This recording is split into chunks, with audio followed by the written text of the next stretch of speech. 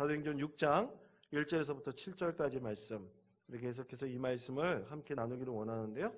사도행전 6장 1절에서부터 7절까지 말씀입니다.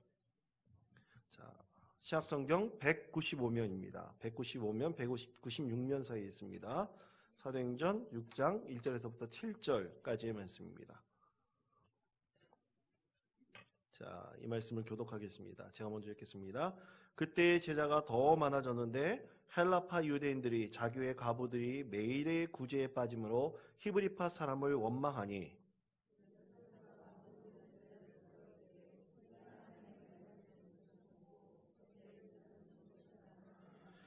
형제들아, 너희 가운데서 성령과 지혜가 충만하여 칭찬받는 사람 7을 택하라. 우리가 이 일을 그들에게 맡기고 온 무리가 이 말을 기뻐하여 믿음과 성령에 충만한 사람 스데반과 또 빌립과 브로고로와 니가노로와 디몬과 바메나와 유대교에 입교했던 안디옥 사람 니골라를 택하여 7절 다 같이 읽겠습니다. 하나님의 말씀이 점점 왕성하여 예루살렘에 있는 제자의 수가 더 심히 많아지고 거대한 제사장의 무리도 이 도에 복종하니라. 아멘. 자, 오늘 수요 성경 공부를 함께 했는데요. 이 수요 성경 공부의 오늘의 주제는 그리스도인의 삶이었습니다. 그리스도인의 삶에서 여러 가지 소주제들이 있는데 이 소주제들 중에서 하나가 이 성경을 공부합니다라는 주제였어요. 여러분, 그리스도인들이 성경을 공부해야 될까요? 말아야 될까요? 공부해야 됩니까? 말아야 됩니까? 여태까지 공부 그렇게 열심히 했는데 또 공부를 해야 됩니까? 공부하는 거 지겹지 않으세요? 예? 지겹죠. 공부에 공짜만 들어도 아마 머리가 빌 겁니다. 아마 마음이 답답해질 거예요. 그런데 이 그리스도인 삶에 있어서 이 성경을 공부하라고 합니다. 왜 성경을 공부해야 될까? 여러분, 우리가 왜 성경을 공부해야 될지 오늘 이 시간 한번 우리가 함께 생각해 봤으면 좋겠습니다. 그것의 첫 번째 이유는 이 성경 말씀을 우리 그리스도인의 삶에 깊이 적용하기 위해서 우리는 성경을 공부해야 됩니다. 여러분, 어제가 무슨 날이었는지 아세요? 부부의 날이었습니다. 부부의 날이었어요. 뭐 교회에서는 교회력은 아니고 부부의 날이었습니다. 근데 이 부부의 날을 제정한 이유는 이 부부의 관계의 소중함을 일깨우기 위해서 이 나라에서 지정한 날이에요. 기념일로 그냥 지정했습니다. 공휴일은 아닌데. 근데 여러분, 이 부부 관계에 있어서 오늘날 굉장히 현대 사회가 심각하지 않습니까? 이혼율도 점점 증가하고 또 그리고 청년들은 점점 이 사회생활이 힘들다 보니까 이 결혼을 하지 않잖아요.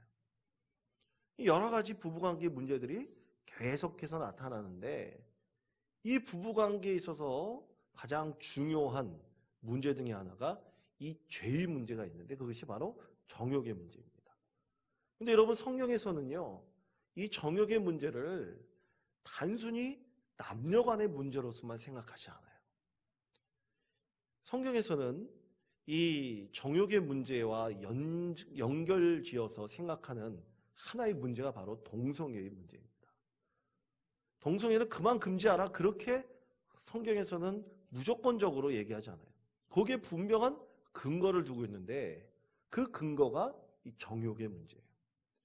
이 성경에서 인간의 타락이 심하고 죄가 만연해 있을 때 항상 그 예로 나타났던 문제가 이 동성애 문제입니다. 그러니까 여러분, 부부관계 문제뿐만 아니라 또 남녀관계 문제뿐만 아니라 또 그리고 이 동성애 문제, 이런 것들이 가장 중요한 정욕의 문제로 이 성경에서는 지적을 하고 있는 것이죠. 근데 그것을 알려면 어떻게 해야 돼요? 우리가 성경을 공부해야 되는 거죠. 이 정욕의 문제가 어디까지 우리 삶 속에 깊이 영향을 주고 있느냐?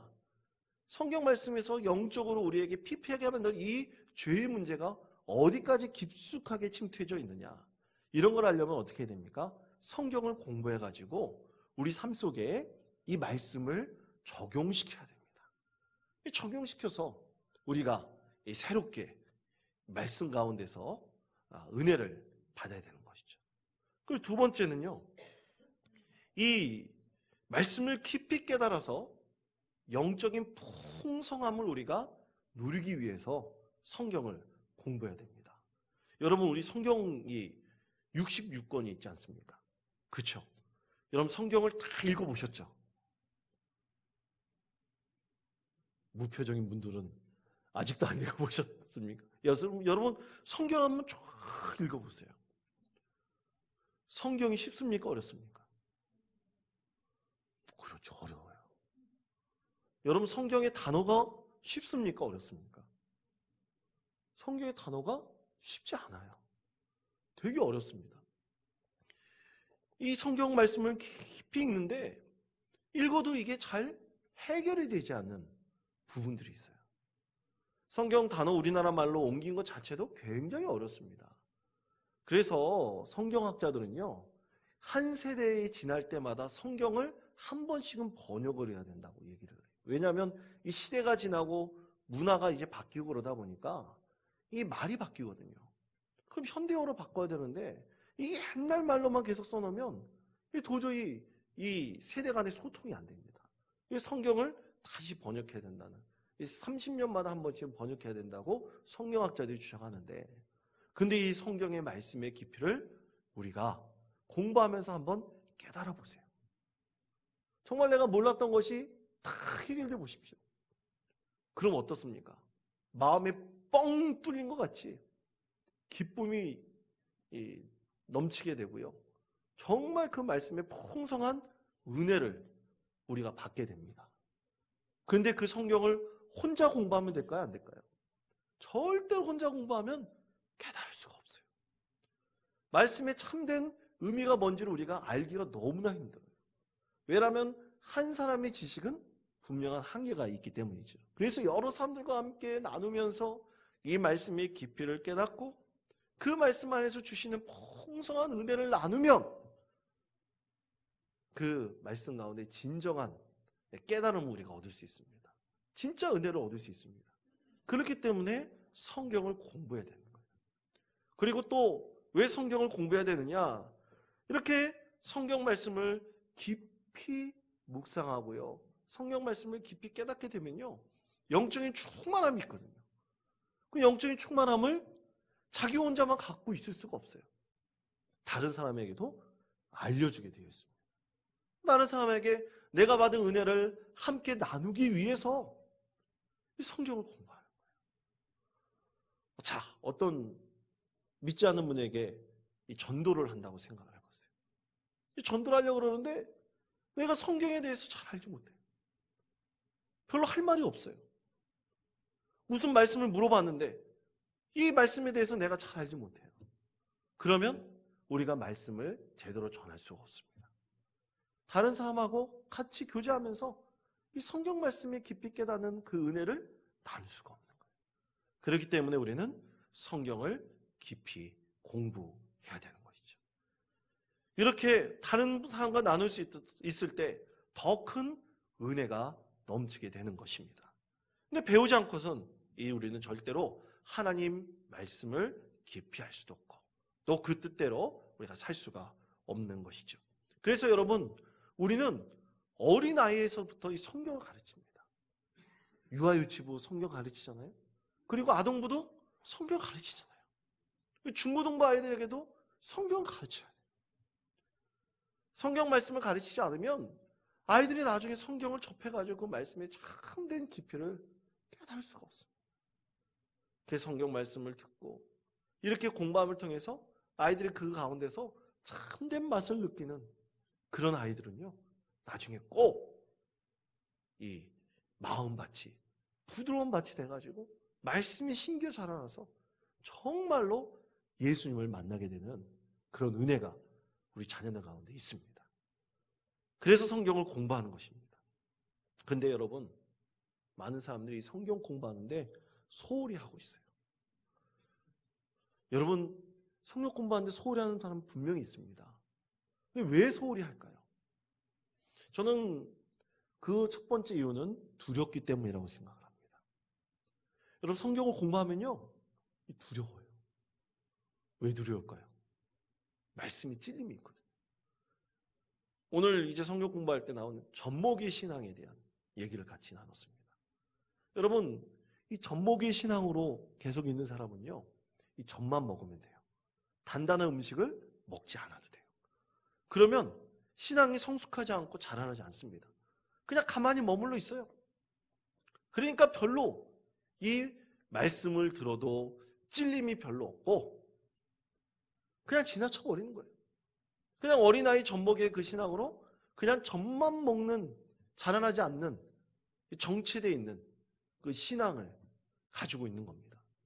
그러니까 별로 이렇게 자극이 없는 거죠. 그러나 여러분, 우리가 믿음 생활하면서 성숙하지 않고 자라나지 않는 그런 신앙을 계속 갖고 있다고 생각을 해보세요. 아무런 것에도 자극받지 않고 그냥 별로 영적으로 충만함도 별로 갖지 않고 그렇게 생활한다고 생각해 보세요. 과연 그것이 우리에게 참된 기쁨을 누리게 할 수 있을까요? 이 예배를 드리면서 또 하나님을 찬양하면서 기도하면서 그 안에 참된 맛을 우리가 느낄 수 있을까요? 아마 그러기 굉장히 힘들 것입니다. 그렇기 때문에 어떤 사람들은 두려워서 마음에 오히려 깨닫는 것이 별로 없고 자극이 없는 그런 상태로 그냥 막 머물러 있는 영적인 침체 상태에 있는 것이 더 좋다고 느끼기 때문이죠. 그것은 영적으로 두렵기 때문입니다. 그리고 또 하나는 세상 일에 바쁘다는 이유가 많습니다. 너무 바쁘다 보니까 목사님, 저는 성경 한 자도 읽을 시간이 없어요. 너무 바쁘다 보니까 목사님, 저는 자다 일어나서 직장 생활하고 일하고 그게 전부입니다. 바쁘다는 핑계를 대는 거죠. 그러나 영적인 이 메마름이 계속 되다 보면 거기에 어떤 시련이 닥칠 때 우리는 그것을 믿음으로 이겨나갈 수가 없습니다. 그렇기 때문에 여러분, 세상 바쁘다는 이유로 우리는 성경을 안 읽는다는 것은 우리 영적인 시련 앞에 늘 흔들릴 수밖에 없는 믿음을 갖고 있는 겁니다. 그래서 성경을 읽고 성경을 공부하고 그럴 때 우리는 그 시련 가운데서 든든하게 세워나갈 수 있는 그 기초를 말씀으로 다질 수가 있는 것이죠. 그리고 우리가 성경을 공부하지 않다 보면요, 우리는 사단의 유혹에 쉽게 빠질 수 있습니다. 여러분, 사단의 별명이 뭔지 아세요? 오늘 성경 공부할 때 배웠는데, 예? 미혹의 영입니다. 유혹의 영이 사단의 별명이에요. 여러분, 사단은 우리를 직접적으로 무너뜨릴 수 있지만 그 방법 중에 하나를 미혹으로 사용해요. 우리 마음을 미혹시켜가지고 우리 영혼을 침체시켜버리는 것입니다. 그렇게 침체시켜버리고 미혹시켜버리고 우리가 하나님 말씀을 들어도 듣지 못한 채 그냥 살도록 만들어버리는 것이죠. 늘 죄의 유혹 가운데 빠지게 만들어버리는 것입니다. 그래서 여러분, 사탄이 가장 싫어하는 게 있어요. 가장 싫어하는 것은 말씀 읽는 겁니다. 그리고 기도하는 거예요. 예배하는 겁니다. 찬양하는 겁니다. 성도들과 영적인 교제를 나누는 겁니다. 이거 가장 싫어하는 게 사단이에요. 그렇기 때문에 사단은 우리의 마음을 미혹시켜가지고 우리가 이 마음 속에 절대로 하나님 말씀을 받아들이지 못하도록 그렇게 만들어버리는 것이죠. 그래서 여러분, 우리 그리스도의 삶의 목적이 무엇입니까? 여러분, 그리스도의 삶의 목적은 하나님을 영화롭게 하고 그를 즐거워하는 것입니다. 여러분, 저를 따라해 주시기 바랍니다. 하나님을 영화롭게 하고 그를 즐거워하는 것입니다. 여러분, 이것이 그리스도의 삶의 목적이에요. 우리가 하나님을 영화롭게 하고 또 하나님을 즐거워하는 믿음의 삶을 살아가는 그 모습을 우리 하나님께서 가장 좋아하십니다. 우리가 그 안에 깊이 젖어서 살아가다 보면요, 참 그 안에 참된 기쁨을 우리가 누리고 경험할 수가 있습니다. 그렇기 때문에 여러분, 반드시 성경을 어떻게 해야 됩니까? 공부해야 됩니다. 말씀을 읽으셔야 돼요. 그리고 말씀 가운데 깨닫는 것을 혹시 잘 이해하지 못하는 것이 있으면 목사님한테 와서 물어보기도 하고요. 성도들과 나누면서도 그 은혜를 함께 경험할 수 있어야 되는 것입니다.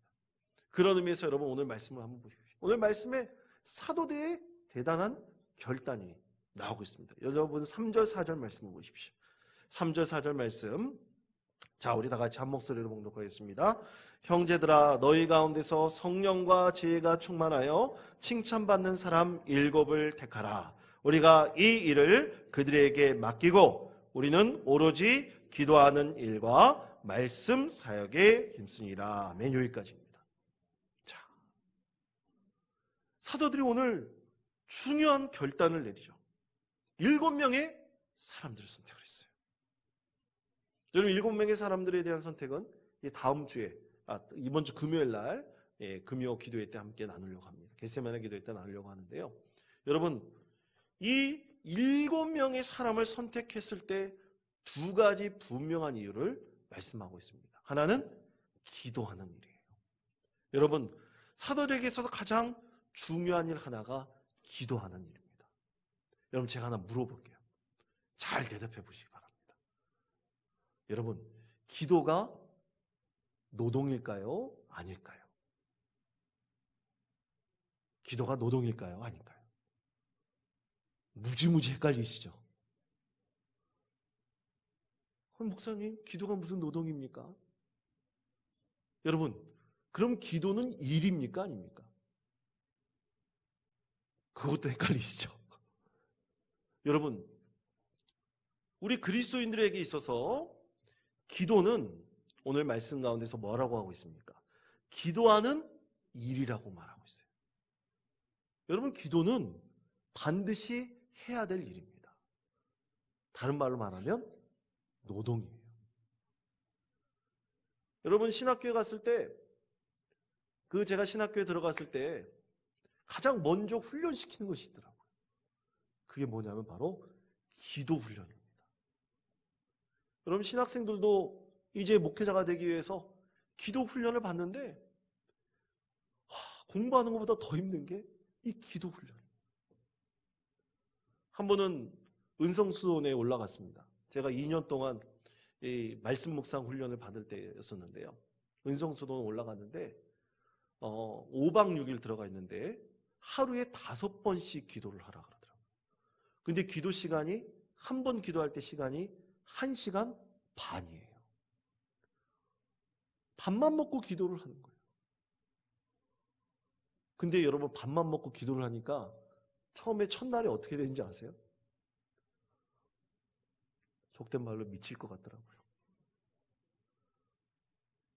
이 생각이 완전히 기도에 몰입을 해야 되는데 몰입이 되질 않아요.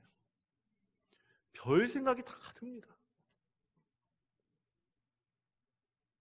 그 별 생각을 뒤로 넘어서 한 이틀이 지나고 3일이 지나니까 그때부터 마음의 중심에 이 기도의 자리가 잡히는 거예요.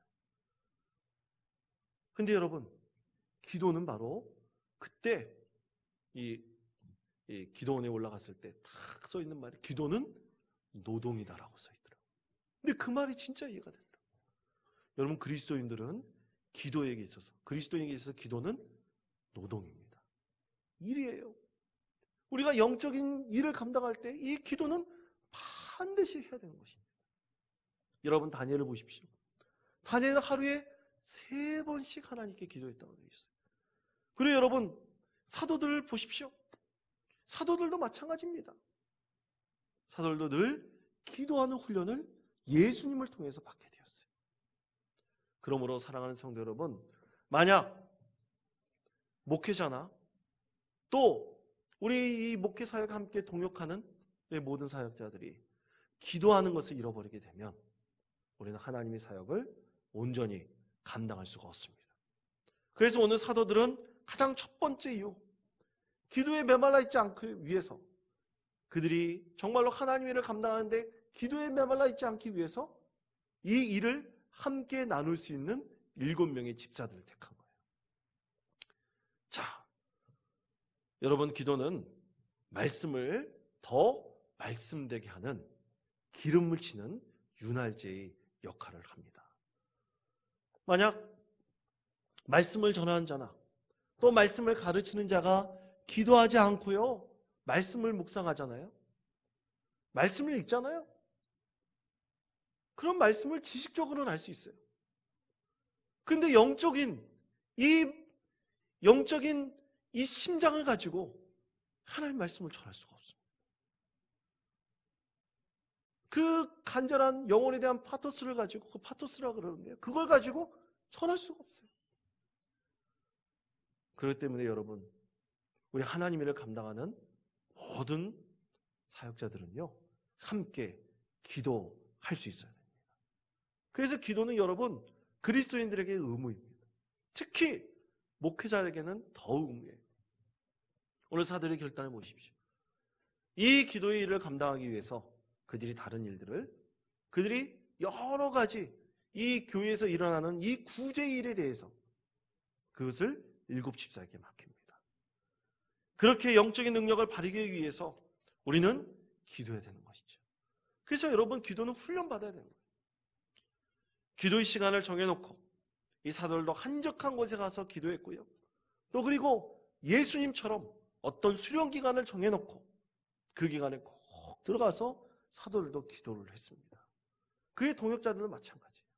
그러므로 사랑하는 성도 여러분, 우리가 기도를 등한시한다면 영적인 메마름에 빠질 수밖에 없다는 사실을 여러분 꼭 기억하시길 바랍니다. 두 번째로, 가르치는 일이에요. 여기 말씀 사역에 힘쓰니라 되어 있는데요, 이 말씀 사역이라는 것을 관주해 보면 말씀의 봉사에라고 되어 있습니다. 말씀의 봉사라는 것은 이 말씀을 전하는 일, 그 섬기는 일을 감당하는 것이죠. 사도들이 끊임없이 말씀을 공부하고 말씀을 가르치는데 최선을 다해야 되는 거예요. 여러분, 우리 성경을 보면 이 성경책을 쉽게 서점에서 살 수 있죠. 우리 성경 말씀을 쉽게 살 수 있습니다. 그리고 성경에 대한 여러 가지 참고 자료 같은 것들도 우리는 쉽게 살 수가 있어요. 요즘에는 쉽게 구할 수 있지만 여러분, 과거에 예수님께서 돌아가시고 승천하신 이후 그때 여러분 성경이 있었을까요? 없었을까요? 그때 당시는 성경이 없었어요. 성경은 나중에 한 기원 후 50년 이후에 점점 형성되기 시작해가지고 나중에 기원 후 4세기 때 완전히 정경화라고, 우리가 지금 배우는 이 66권의 성경이 만들어진 거예요. 그런데 여러분, 그렇다면 사도들은 어떻게 하나님 말씀을 가르치고 하나님 말씀을 전했을까요? 그래서 하나입니다. 하나님 말씀을, 그 예수님의 말씀의 가르침을 들었잖아요. 하나님의 말씀을 들었지 않습니까? 그러면 그 말씀을 통째로 다 암기를 하는 거예요. 어디 쪽에다가 이렇게 메모지 같은 데가 있으면, 아니면 꽃 같은 데다가 있으면 적어놨다가 몇 날 더 전화가 났다가 이제 그 말씀을 통째로 외우는 거예요. 그리고 어디다가 기록해 놓는 거예요. 그리고 그 말씀을 가지고 기도하면서 깊이 연구를 합니다. 그리고 사도들끼리도 모여서 함께 기도하면서 그 말씀을 나누는 거예요. 그래서 그 말씀을 깊이 연구하고 깨달은 것 중에서 그의 동역자들과 성도들에게 하나님의 말씀을 전하고 가르쳤던 거예요. 그렇게 최선을 다해서 하나님의 말씀 사역을 감당하는데 힘쓰는데 얼마나 많은 시간을 할애했겠습니까? 그 말씀을 기록하고 말씀을 공부하고 이러는데 참 많은 시간을 보냈죠. 그래서 바울 사도는 에베소에 머물러 있을 때 3년 동안 열심히 다해서 에베소 교인들을 가르쳤고요. 또 그리고 바울은 이 로마에 2년 동안 이 셋집에 머물고 있으면서 열심히 최선을 다해서 성도들에게 하나님의 말씀을 가르쳤습니다. 근데 가르치기 위해서 어떻게 해야 됩니까? 사도는 더 열심히 말씀을 공부해야 됐어요. 그 말씀 가운데 세워질 수 있도록 애를 쓰고 또 애를 썼던 것입니다. 그것을 위해서 7주단을 세웠던 것이죠. 그러므로 사랑하는 성도 여러분, 목회자는요 끊임없이 배워야 됩니다. 제가 이제 사역을 하면서 배웠던 훈련들을 한번 쫙 생각해 보세요. 가장 첫 번째 배웠던 훈련은 이 전도 폭발 훈련입니다. 우리 김광수 장로님께서도 전도 폭발 훈련을 하셨다 그러시더라고요. 전도 폭발 훈련 받고요. 그 다음에 제자 훈련 받고 또 그 다음에 뭐 부부 세미나, 아버지 학교 훈련, 또 대학원에 가서 상담도 공부하고 또 이 거의 월요일 날은 쉬지 않고 공부하러 다녔던 것 같아요. 또 말씀 묵상 훈련도 배웠고요. 또 그리고 뭐 세일즈 세미나, D12 세미나, 뭐 알파 코스, 뭐 중보기도 사역, 설교 세미나 계속해서 공부하러 다녔던 그런 기억이 있습니다. 이제 계속해서 공부하려고 합니다. 그 이유는 뭐냐? 더 하나님께서 나에게 맡겨주신 일을 우리가 잘 감당하기 위해서인 것이죠. 여러분, 우리 교육자들 앞으로 세미나 다니고 그럴 겁니다. 그럴 때 여러분들 기도해 주십시오. 더 많은 것을 배워서 우리 성도들을 가르치는데 최선을 다하고 그 말씀을 깊이 나눔을 통해서 우리 성도들이 더욱더 영적으로 성숙해 갈 수 있도록 여러분 기도해 주시기를 바랍니다. 그리고 우리 성도들도 최선을 다해서 배워야 됩니다. 그리고 여러분이 배운 것을 가지고 여러분 자녀들뿐만 아니라 그리고 교회학교 선생님들은 교회학교 우리 아이들에게 하나님의 말씀을 깊이 깨달을 수 있도록 가르쳐야 됩니다. 그때 하나님께서 우리를 통해서 참으로 영적인 풍성함을 오늘 하나님께서 내려주실 것이라고 믿습니다. 여러분 사랑하는 성도 여러분, 교육자를 위해서 기도해 주시기 바라고요. 끝까지 기도하며 우리 성경을 배우고 그걸 가르치는데 최선을 다하시는 우리 모든 성도님 되시기를 바랍니다. 이런 믿음으로 우리 사실 때 하나님께서 충만한 은혜를 더하여 주실 것입니다. 우리 교육자들 본분에 있지 않고 우리 성도들의 본분에 있지 않고 늘 하나님께 영광 올려드리는 우리 삶이 되시기를 간절히 축원드립니다.